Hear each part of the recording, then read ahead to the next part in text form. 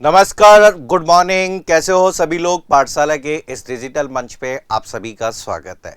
देखिए, इंतज़ार अभी भी है कंप्यूटर अनुदेशक भर्ती परीक्षा का। ठीक है, वैसे तो एग्ज़ाम डेट 19 और 20 अगस्त आई हुई है और अभी भी असमंजस की स्थिति में है विद्यार्थी की सर तैयारी करें या नहीं करें। भाई देखो, तैयारी तो करनी पड़ेगी, हमारे पास कोई ऑप्शन नहीं है।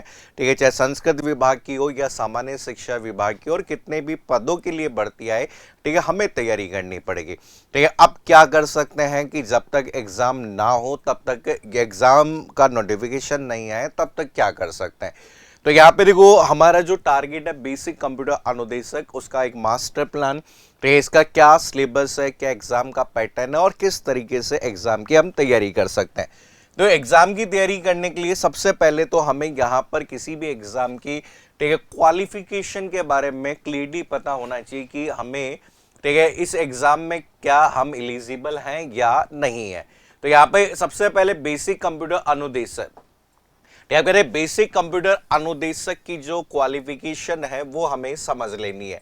ठीक है, as per Rajasthan educational services amendment rules 2021, ठीक है, आपके जो ग्रुप डी और ग्रुप सी की जो कंप्यूटर विंग की जो वैकेंसीज है उनके लिए यहाँ पर है। ठीक है, सबसे पहली जो आपका यहाँ पर दिया गया है क्वालिफिकेशन में, कहा गया कि ग्रेजुएट एंड ए लेवल और पीजीडीसीए।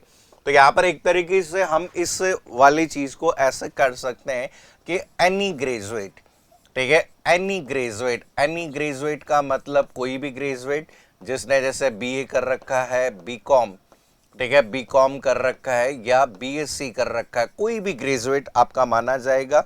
ठीक है, प्लस, ठीक है, प्लस यहाँ पर 1 ईयर, ठीक है, 1 ईयर कंप्यूटर डिप्लोमा। ठीक है, कम से कम आपके पास में 1 साल का कंप्यूटर डिप्लोमा हो सकता है। ठीक है, मिनिमम 1 साल का। ठीक है, कई कहेंगे कि सब आरएससीआईटी दे सकते, आरएससीआईटी वाले दे सकते हैं, नहीं भाई, वो केवल 3 महीने 4 महीने का डिप्लोमा होता है, तो ये याद रखना। ठीक है, तो याद रखना कि जिसमें 1 साल का मिनिमम आपका डिप्लोमा होता है वो सभी विद्यार्थी इस वैकेंसी के लिए एलिजिबल है। ठीक है, सेकेंड है बैचलर इन इंजीनियरिंग। ठीक है, हम कहते हैं कि बैचलर इन इंजीनियरिंग, ठीक है, अब बी या बीटेक किया हुआ होना चाहिए। और बी बीटेक किस में एलिजिबल है भाई? देखो, ठीक है, सीएस वाले कंप्यूटर साइंस से संबंधित जितनी भी ब्रांचेज है वो सारे एलिजिबल है। ठीक है, साथ में आईटी वाले जितने भी आपके विद्यार्थी है वो सब एलिजिबल है। ठीक है, इलेक्ट्रॉनिक्स एंड कम्युनिकेशन से संबंधित, इलेक्ट्रॉनिक्स से संबंधित जो भी विद्यार्थी है, इलेक्ट्रिकल इंजीनियरिंग जिन्होंने कर रखी है वो भी एलिजिबल है। ट्रिपल ई जिन्होंने कर रखी है वो भी एलिजिबल है।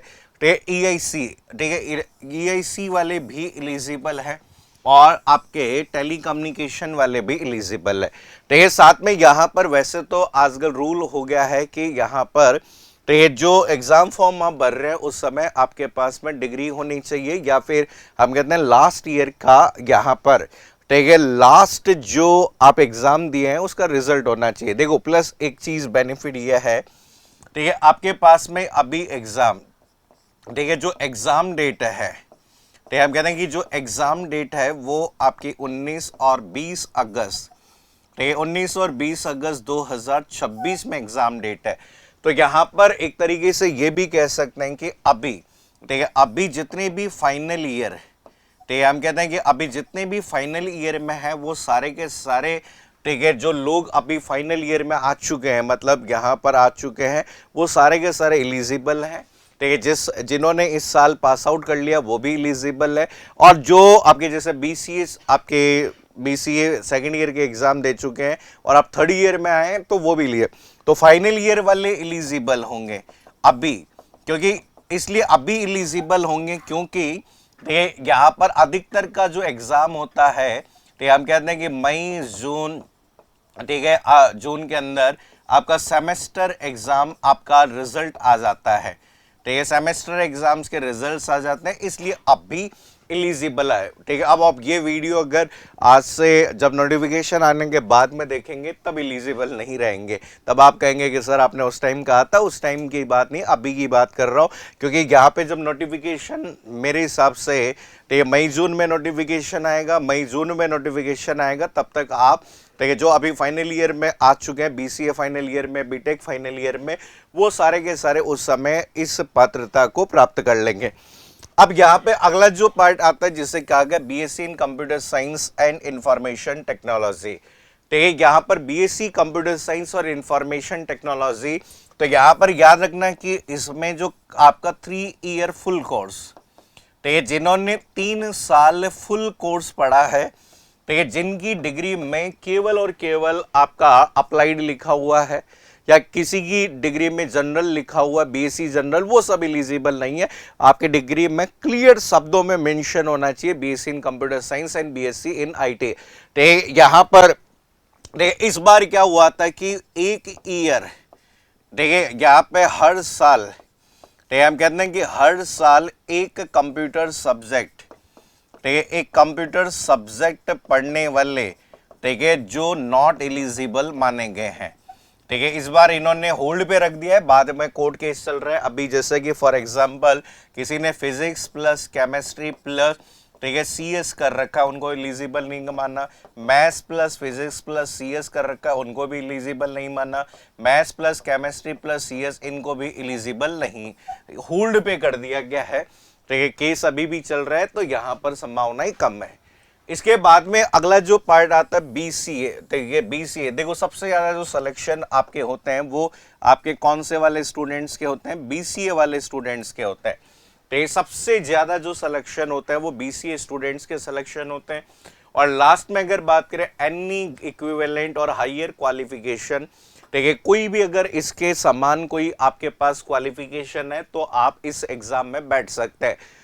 ठीक है, आपको एटलीस्ट 1 साल का डिप्लोमा तो चाहिए, मतलब आपके ग्रेजुएशन के बाद में कोई भी 1 साल का डिप्लोमा जो भी होता है वो रहेगा। आपने जैसे एनी ग्रेजुएट प्लस एमसीए कर रखा है तो यार ना कि जैसे हम कहते हैं ना कि कोई जरूरी नहीं है कि 1 साल का ही, ठीक है, मान लीजिए any graduate, any graduate plus आपने अगर एमसीए कर रखा है तो भी आप क्या एलिजिबल है, केवल बीसी कंप्यूटर अनुदेशक के लिए। अब एग्जाम की तैयारी की जब बात करें तो शुरुआत कैसे करें? तो जब देखो किसी भी एग्जाम की तैयारी करते हैं तो सबसे पहले हमें यहाँ पर उस एग्जाम का सिलेबस पता होना चाहिए।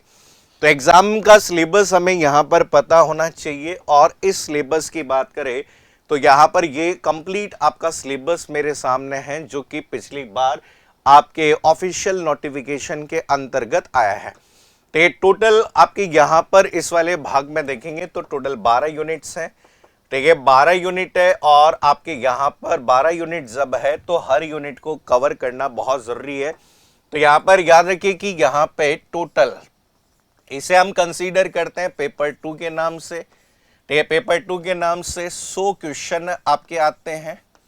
ठीक है, 100 क्वेश्चन आते हैं, आपके 100 मार्क्स का ये पेपर होता है, और आपका मिनिमम क्राइटेरिया 40%। ठीक है, 40 अनरिजर्व कैटेगरी के लिए 40% होता है, और कोई भी रिजर्व कैटेगरी है उसके लिए 35% आपका यहाँ पर होता है।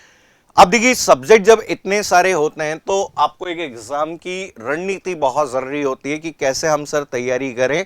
तो यहाँ पे देखो जैसे कि आप स्कूल में पढ़ते हैं तो पहले चैप्टर से शुरू करते हैं, तो वैसे ही यहाँ पर इन सभी यूनिट को आप स्टार्टिंग से शुरू करिए। देखो यहाँ पर सबसे पहला जो पॉइंट आता है जिसे पेडागोजी।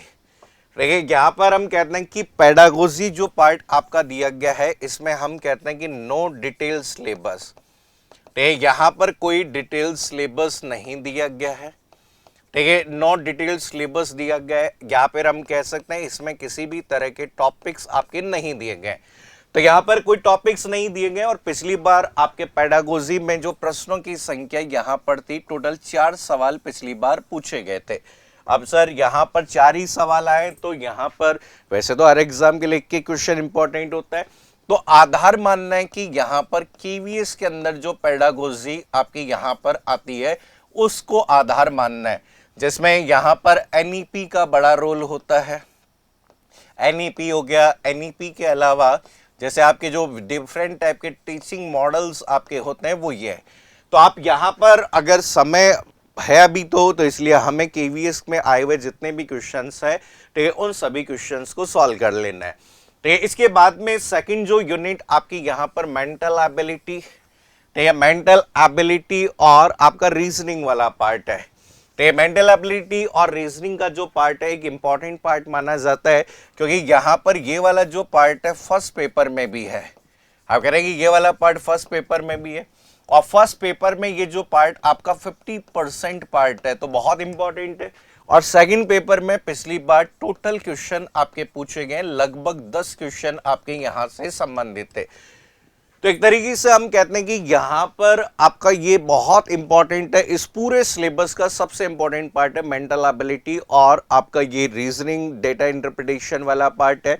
और इस पे यहां पर जो आधार मानना है कि एसएससी के आधारित, तो हम कहते हैं कि एसएससी के आधारित जो पीवाईक्यू क्वेश्चन है उस पर फोकस करिए। जो मैथ्स और रीजनिंग के पीवाईक्यू क्वेश्चंस होते हैं उन पे ज्यादा फोकस करिए। नेक्स्ट देखिए, देखिए अगला जो पार्ट आपका यहां पर आता है जिसे हम कहते हैं, नेक्स्ट जो यूनिट आपकी यहां पर आती है जिसे कहते हैं फंडामेंटल ऑफ कंप्यूटर के नाम से कहते हैं। तो ये हम कहते हैं कि ये वाली जो यूनिट आपकी भाई दी गई है, ये वाली जो यूनिट दी गई इसे हम कहते हैं कि सिंपल एंड स्कोरिंग। तो ये हम कहते हैं कि ये यूनिट आपकी सिंपल है, साधारण है और स्कोरिंग है। ऐसा कोई भी एग्जाम नहीं है जिस एग्जाम के अंदर इससे क्वेश्चन नहीं आते हैं। तो ये पिछली बार टोटल प्रश्नों की संख्या यहां से पूछी गई है, वो 11 क्वेश्चन टोटल यहां पर पूछे गए। ठीक है, तो बहुत सिंपल सा पार्ट आता है जिसमें आपके ये सभी टॉपिक्स कवर करने होते हैं। ठीक है, जिसमें आपको यहां पर याद रखना ओवरव्यू ऑफ कंप्यूटर सिस्टम। अब ये जो टॉपिक अगर वर्ड दे दिया जाता है ओवरव्यू, तो ये जो ओवरव्यू आता है तो इस ओवरव्यू में सारे टॉपिक आ जाते हैं। जैसे कैरेक्टरिस्टिक्स आ जाती है, कैरेक्टरिस्टिक्स भी आ जाती है, जैसे हिस्ट्री भी पार्ट आता है। हिस्ट्री के अलावा अगर बात करें जनरेशन का भी पार्ट आपका यूज किया जाता है। तो लिहाजा ये यूनिट सभी अन्य यूनिट के लिए भी इंपॉर्टेंट मानी जाती है। जैसे आप कंप्यूटर ऑर्गेनाइजेशन पढ़ते हैं, ऑपरेटिंग सिस्टम पढ़ते हैं, ठीक है, तो जहां सीपीयू ऑर्गेनाइजेशन आप तभी कर सकते हैं जब सीपीयू के बारे में पता हो। तो ये मेमोरी ऑर्गेनाइजेशन तभी कर सकते हैं जब मेमोरी कंसेप्ट पता हो। ऐसे ही ऑपरेटिंग सिस्टम में मेमोरी मैनेजमेंट आप तभी कर सकते हैं जब आपको मेमोरी के बारे में डिटेल में पता हो। तो याद रखना कि ये एक बहुत इंपॉर्टेंट पार्ट माना जाता है और बेसिक पार्ट है, लेकिन स्कोरिंग पार्ट है जिसमें सारे के सारे क्वेश्चन आप आसानी से अटेम्प्ट कर सकते हो। नेक्स्ट देखिए, तो ये अगला जो पार्ट आपका यहां पर आता है जिसे डेटा प्रोसेसिंग कहते हैं। तो ये नेक्स्ट जो पार्ट आपका यहां पर हम कहते हैं कि अगली जो यूनिट है डेटा प्रोसेसिंग, इसे हम कहते हैं कि थ्योरेटिकल, आप कहते हैं कि थ्योरेटिकल एंड स्कोरिंग। ठीक है, ये यूनिट थ्योरेटिकल है, थ्योरेटिकल के साथ में स्कोरिंग यूनिट है। पिछली बार जो प्रश्न पूछे गए थे वो आपके क्वेश्चन थे, 11 सवाल आपके यहां से संबंधित पूछे गए। तो टोटल अगर बात करें वैसे यहां पर हम कहते हैं कि लगभग 10 या यहां पर टोटल आपके क्वेश्चन है, ये आपके 10 यहां 9 या 10 क्वेश्चन आए थे पिछली बार डीआई और ये, तो 9 4 13, ठीक है, 13 हम कहते हैं कि 13 और 2 25 और 10 35 आपके परसेंट जो पार्ट कवर किया है नॉन टेक्निकल वाले पार्ट ने किया है। ठीक है, ये बहुत अच्छे से आप लोग यहाँ पर तैयार कर सकते हैं। ठीक है, इन्हें आपकी सिंपल सभी एग्जाम्स में आए हुए क्वेश्चंस के बेस पर आप तैयार करिए। अगला जो पार्ट आपका यहाँ पर आता है जिसे प्रोग्रामिंग फंडामेंटल का पार्ट कहते हैं। ठीक है, हम कहते हैं कि प्रोग्रामिंग फंडामेंटल का पार्ट आपका कहते हैं। ठीक है, ये प्रोग्रामिंग फंडामेंटल जो पार्ट हम कह सकते हैं कि कंसेप्चुअल, ठीक है, ये कंसेप्चुअल पार्ट है और ये यूनिट आपकी यहां पर कैसी है, टाइम कंज्यूमिंग यूनिट है। टाइम कंज्यूमिंग यूनिट का मतलब क्या है, टाइम कंज्यूमिंग क्यों बोला, क्योंकि यहां पर कहा जाता है कि कंसेप्ट, ठीक है, मोर, ठीक है, क्वेश्चन, ठीक है, क्वेश्चन लेस अकॉर्डिंगली। ठीक है, हम कहते हैं कि यहां पर आपके कंसेप्ट तो बहुत सारे दे दिए गए लेकिन उसके अनुसार प्रश्नों की संख्या बहुत कम है। तो इसमें मेजर रूप से आपकी प्रोग्रामिंग लैंग्वेज में देखो, सबसे पहला introduction to C, C plus plus and Java. ठीक है, आपके यहाँ पर C, C plus plus, Java and dot net, तो ये सारी की सारी तो प्रोग्रामिंग लैंग्वेज है जिसमें सी, सी प्लस प्लस, जावा और डॉट नेट। तो यहाँ पर हम सी हर लैंग्वेज के लिए एक बेसिक फंडामेंटल के रूप में कार्य करती है। तो इसके बाद में आपको यहाँ पर एमर्जिंग टेक्नोलॉजीज में जैसे एआई के बारे में पढ़ लेना है। एआई के बाद में मशीन लर्निंग, मशीन लर्निंग के बाद पाइथन, पाइथन के बाद ब्लॉकचेन, फिर इसके बाद प्रिंसिपल्स एंड प्रोग्रामिंग टेक्निक्स जो होती है वो, फिर है introduction of object oriented programming जो आप C++ और जावा के समय कंसेप्ट पढ़ेंगे। इसके अलावा आपका आता है introduction to integrated development ID के बारे में पूछा जाता है और इसके एडवांटेज। तो एक तरीके से हम यहाँ पर ये जो कंसेप्ट कहते हैं प्रोग्रामिंग का पार्ट है, तो कंप्लीट जो प्रोग्रामिंग के कंसेप्ट हैं वो आप लोग कवर कर सकते हैं। और आप सबने आजकल देखा होगा कि आरबीएससी जो राजस्थान बोर्ड है उसकी क्लास 5वीं क्लास से कोडिंग वगैरह आजकल स्टार्ट हो गई है। तो यहाँ पर आपको जो बुक अच्छी लगे उस बुक को रेफरेंस के साथ में तैयार कर सकते हैं। तो ये अगला जो पार्ट आपका यहाँ पर कहा जाता है कि नेक्स्ट जो यूनिट है ये वाली यूनिट है DSA, data structure and algorithm. तो ये हम कहते हैं कि इसे आपका जो कहा जाता है, हम कहते हैं ये वाली यूनिट मानी जाती है कंसेप्चुअल। कंसेप्चुअल के बाद में आपका क्या है ट्रिकी, ठीक है, हम कहते हैं कंसेप्चुअल और ट्रिकी है, ठीक है। और साथ में अगर बात करें आपके जितने भी क्वेश्चन जो होते हैं वो लॉजिक बेस्ड आपके कंसेप्ट आपके यहाँ पर होता है, ठीक है, जिसमें हम कहते हैं एक तरीके से जहां सी खत्म हो रही है उसके बाद के सारे कंसेप्ट आप यहां पे देखेंगे, ठीक है, जिसमें कंफर्म रूप से जो क्वेश्चन आपके स्टैक एंड स्टैक ऑपरेशन के क्वेश्चन आते हैं, ठीक है, जिसमें प्रीफिक्स, पोस्टफिक्स और इनफिक्स ऑपरेशन के बारे में क्वेश्चन आता है। ऐसे binary tree, binary search tree, graph और इनके रिप्रेजेंटेशन, सिंबल टेबल वगैरह ये आपका इंपॉर्टेंट पे इसलिए बात, ठीक है, आधार आपके सिलेक्शन में एक ये इंपॉर्टेंट सब्जेक्ट था। ठीक है, नेक्स्ट देखिए अगला जो सब्जेक्ट है computer organisation and operating system. ठीक है, computer organisation and operating system की जब बात करें तो हम कहते हैं कि ये वाली यूनिट एक तरीके से सिंपल और सिंपल के साथ में कंसेप्चुअल यूनिट मानी जाती है। तो कंसेप्ट अच्छे है तो सब कुछ हिला दोगे, और अगर कंसेप्ट अच्छे नहीं है तो यहाँ पर आपके क्वेश्चन को समझना बहुत मुश्किल है। ठीक है, यहाँ पर इसमें कुछ न्यूमेरिकल बेस्ड क्वेश्चंस भी बन सकते हैं, मेमोरी से संबंधित, सीपीयू को ऑर्गेनाइजेशन करने से संबंधित, कैश मेमोरी से रिलेवेंट भी कुछ क्वेश्चन आते हैं। इसमें ऑपरेटिंग सिस्टम बहुत इंपॉर्टेंट है, जिसमें ऑपरेटिंग सिस्टम का जो सबसे इंपॉर्टेंट पार्ट जो है, ठीक है, जिसे प्रोसेस मैनेजमेंट के नाम से जाना जाता है। तो ऐसा कोई एग्जाम नहीं है जिसमें प्रोसेस मैनेजमेंट शेड्यूलिंग का क्वेश्चन एग्जाम में नहीं पूछा गया।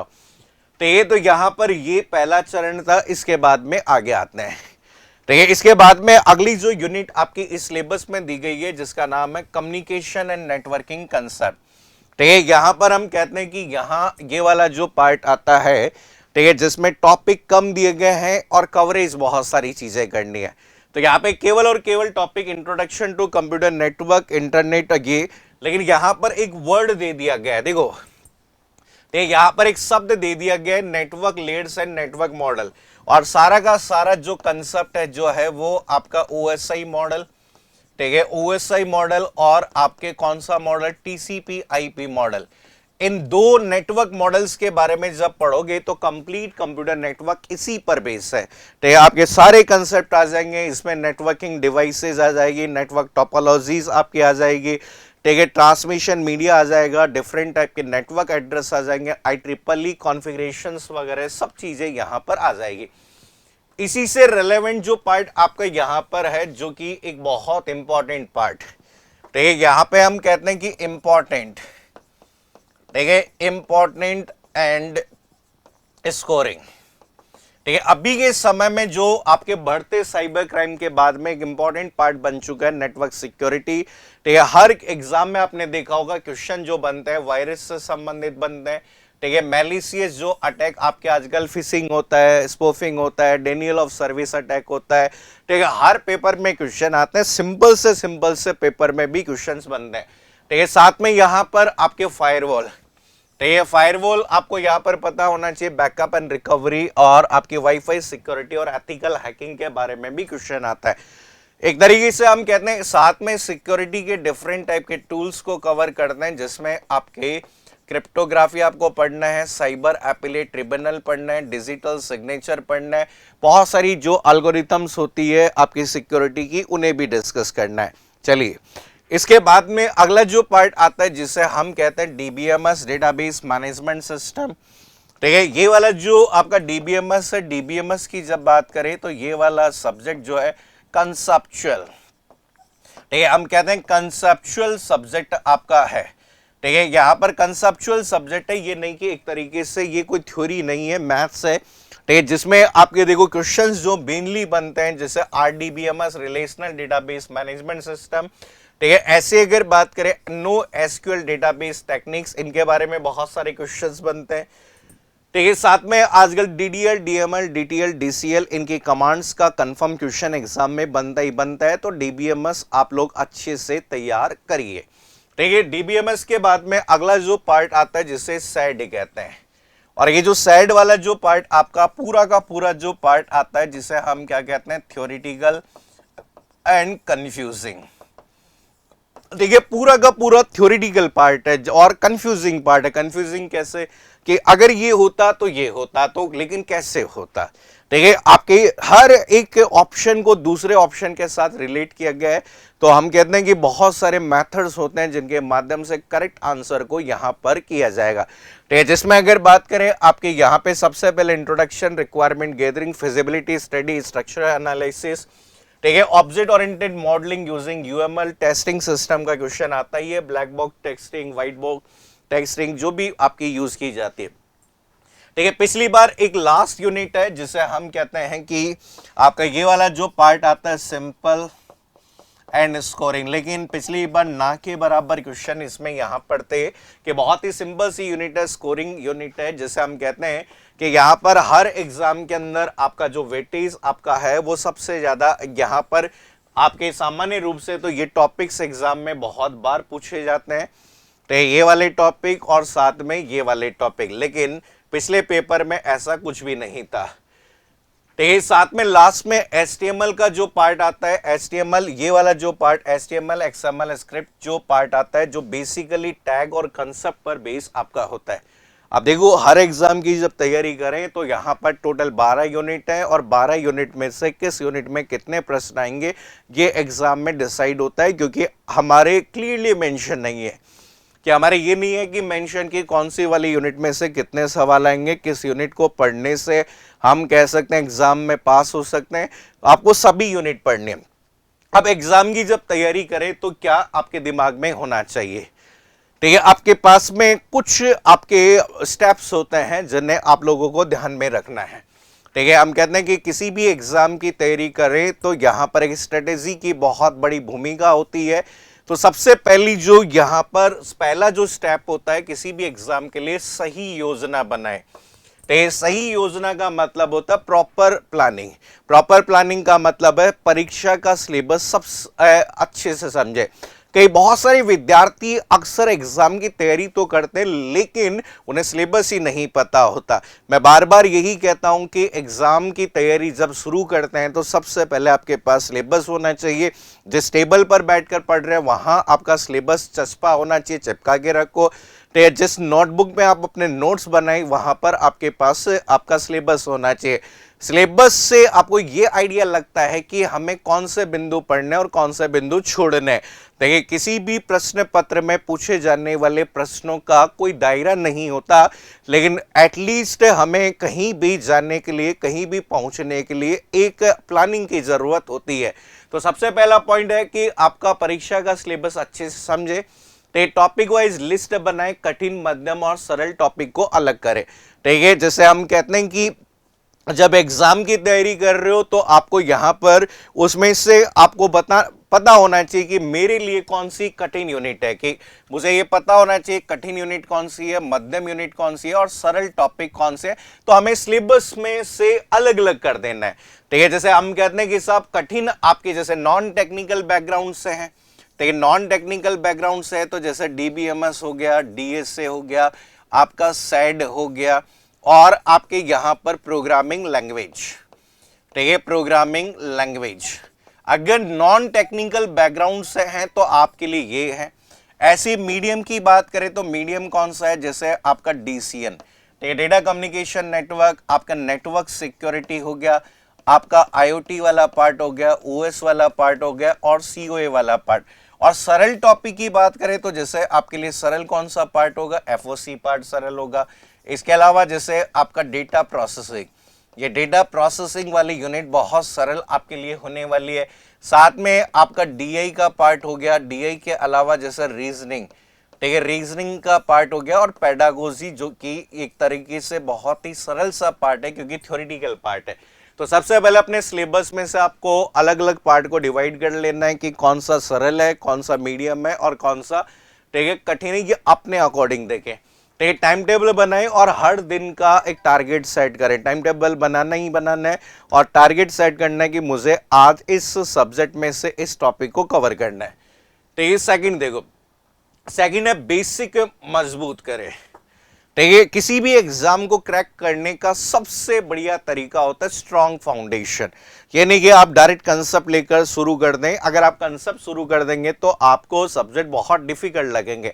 जैसे अगर आप डायरेक्ट ही डीएसए पढ़ेंगे और आपके कंसेप्ट अच्छे नहीं है तो डीएसए कभी समझ में नहीं आएगा। तो इसलिए हम कहते हैं हर टॉपिक के बेसिक कंसेप्ट क्लियर करिए, एनसीईआरटी और स्टैंडर्ड बुक्स पढ़िए। कंसेप्ट क्लियर करने के लिए मैं हमेशा यही कहता हूं कि अगर आप एग्जाम की तैयारी कर रहे हैं तो केवल और केवल, ठीक है, एनसीईआरटी और स्टैंडर्ड बुक्स पे फोकस करिए, बाकी किसी बुक पर फोकस ना करिए, कोई गाइड वगैरह पर फोकस मत करिए। ठीक है, इसके बाद में अगला जो पॉइंट ध्यान रखना है, नियमित रिवीजन करें। तो किसी भी एग्जाम को क्रैक करने के लिए अगला जो महत्वपूर्ण पार्ट है जो आपका रेगुलर रिवीजन है, कि आप अगर बात करें एक दिन में बहुत ज्यादा भले ही मत पढ़े, लेकिन धीरे धीरे अगर बात करें पढ़ना बहुत जरूरी है। जैसे कि मैं अक्सर क्लास में भी कहता हूं कि आपने कहानी सुनी होगी खरगोश और कछुए की, तो हर कोई ये कहता है कि खरगोश सो गया था, जिसकी वजह से कछुआ अगर बात करें जीत गया, लेकिन असली वजह है कि कछुए ने निरंतर लगातार मेहनत की, इसलिए वो अपने लक्ष्य तक पहुंच गए। सेम कहानी हमारे साथ में होती है। अब कुछ दिन तो बहुत अगर जोर शोर से मेहनत करते हैं और कुछ दिन के बाद में हम अपनी मेहनत को विराम दे देते हैं। इसलिए हमें ध्यान रखना है कि हर हफ्ते पुराने टॉपिक का रिवीजन करें, मंडे टू फ्राइडे, ठीक है, मंडे टू सैटरडे जो भी टॉपिक्स आप पढ़ें उसका संडे को रिवीजन करें। तो साथ में शॉर्ट नोट्स तैयार करें ताकि परीक्षा से पहले तेजी से रिवीजन हो सके, क्योंकि अंतिम समय में पूरी चीजें पढ़ना बहुत मुश्किल है, बहुत सारे टॉपिक्स हैं और इन टॉपिक्स को एक साथ कवर करना बहुत मुश्किल होता है। तो इसके बाद में अगला जो इंपॉर्टेंट पार्ट आपका आता है, जो कि जिसपे मेरा बहुत फोकस रहता है, ठीक है, जिसे हम कहते हैं प्रैक्टिस सेट और मॉक टेस्ट दे। ठीक है, प्रैक्टिस सेट, ठीक है, प्रैक्टिस सेट हम कहते हैं कोई भी एग्जाम के लिए आपके लिए इंपॉर्टेंट है, अभ्यास करना जरूरी है।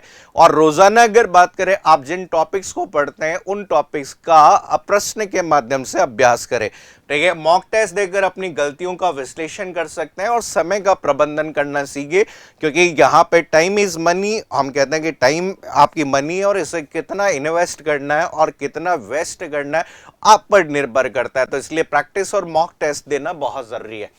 तो इसके बाद में अगला जो पार्ट आता है जिसे पिछले वर्ष के पेपर हल करें। ठीक है, अपनी असलियत और अपने नोट्स का आकलन करने का सबसे बढ़िया तरीका है पीवाईक्यू क्वेश्चंस का एनालिसिस।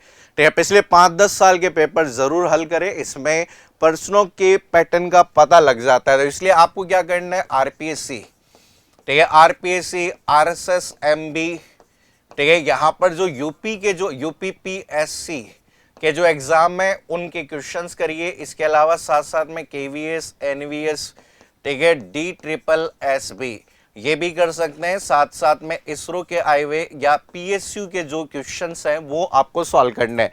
ठीक है, आपको राजस्थान जीके से संबंधित जैसे फर्स्ट पेपर कर रहे हो तो 5 से 10 साल के पेपर सॉल्व करिए। अगला है करंट अफेयर्स पर फोकस करिए फॉर जीके एग्जाम। अगर कोई जीके का एग्जाम है तो करंट अफेयर्स पे, जैसे आप सबको पता है कि 10 क्वेश्चन, ठीक है, 10 क्वेश्चन आपके यहां पर जरूर पूछे जाएंगे। कौन से पेपर में, पेपर 1 पे। तो हम कहते हैं डेली करंट अफेयर्स पढ़िए, अखबार, मैगजीन या एप्स के माध्यम से क्या रह सकते हैं, अपडेट रह सकते हैं। इसके बाद में अगला पार्ट है मानसिक तैयारी, मेंटल प्रिपरेशन। किसी भी एग्जाम में सफल होने के लिए सबसे जरूरी होता है मेंटल आपकी प्रिपरेशन। बहुत सारे जने होते हैं कि एग्जाम के नजदीक आकर बहुत ज्यादा नर्वस हो जाते हैं और जिसकी वजह से एग्जाम की अच्छी तैयारी होते हुए भी वो एग्जाम में, ठीक है, सफल नहीं हो पाते। जिसमें सबसे पहली चीज कॉन्फिडेंस बनाए रखें। ठीक है, एग्जाम की अगर आप तैयारी कर रहे हैं तो ऐसा मान के चलिए कि आप अपनी अच्छी से मेहनत करेंगे और अपना रिजल्ट जो है, रिजल्ट का ना सोचकर 100% अपना परफेक्ट देंगे। तो इसके बाद में तनाव से दूर रहें, सकारात्मक सोचें।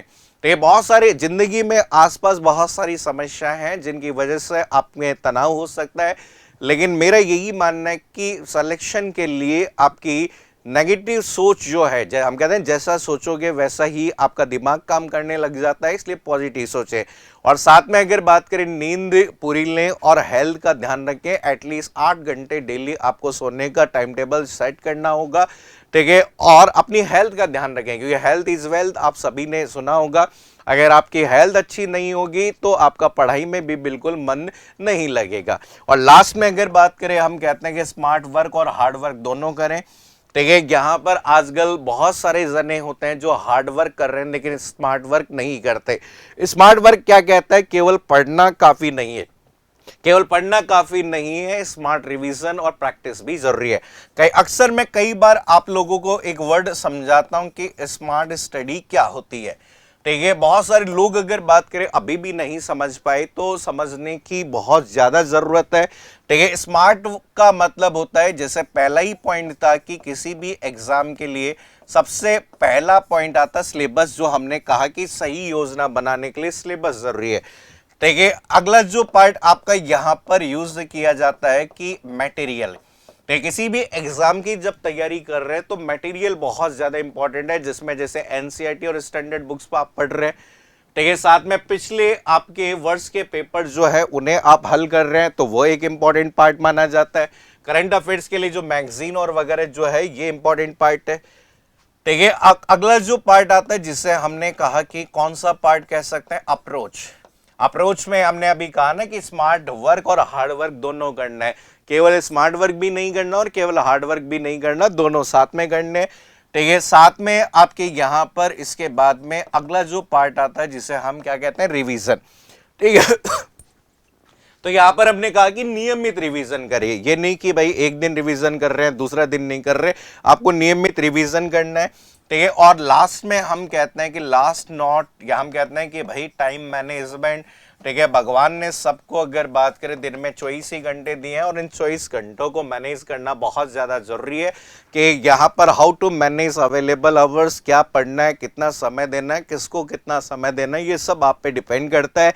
कि रेगुलर 8 घंटे स्टडी, मुझे लगता है कि कंपटीशन एग्जाम के लिए रेगुलर 8 घंटे स्टडी करना बहुत जरूरी है, ठीक है। लास्ट में मेरा यही आप लोगों से कहना है कि किसी भी आपकी तो एग्जाम में सफलता का एक ही आपका मंत्र है, कंसिस्टेंसी, ठीक है। लगातार चलते रहिए, कंसिस्टेंसी, रिवीजन और रिवीजन के बाद में प्रैक्टिस, ठीक है। हमेशा इसी मूल मंत्र के आधार पर आप तैयारी करिए, कंसिस्टेंसी रखिए, ठीक है। लगातार आप पढ़ते रहिए, फिर रिवीजन करिए, फिर प्रैक्टिस करिए और एक दिन सफलता आपके कदम चूमेगी, ठीक है। ये हमारा एक इस एग्जाम को क्रैक करने की एक रणनीति है।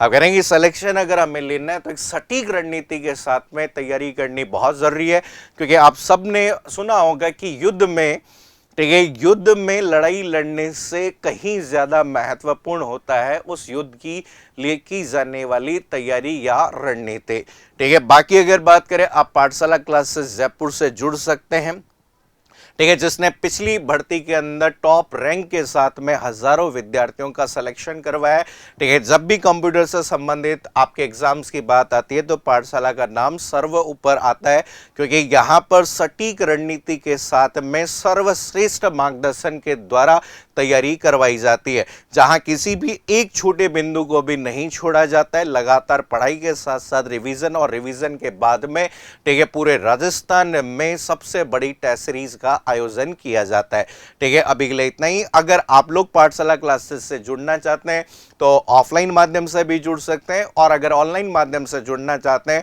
तो पाठशाला आपकी आईटी अकेडमी की एप्लीकेशन डाउनलोड कर सकते हैं, जहां नाम मात्र की फीस में आप घर बैठे ऑफलाइन क्लासेस का भी फायदा उठा सकते हैं। अभी के लिए इतना ही। Thank you so much, all the best आप सभी के लिए। बहुत जल्दी अगर बात करें हम आगे की रणनीति के साथ में मिलेंगे। Thank you so much.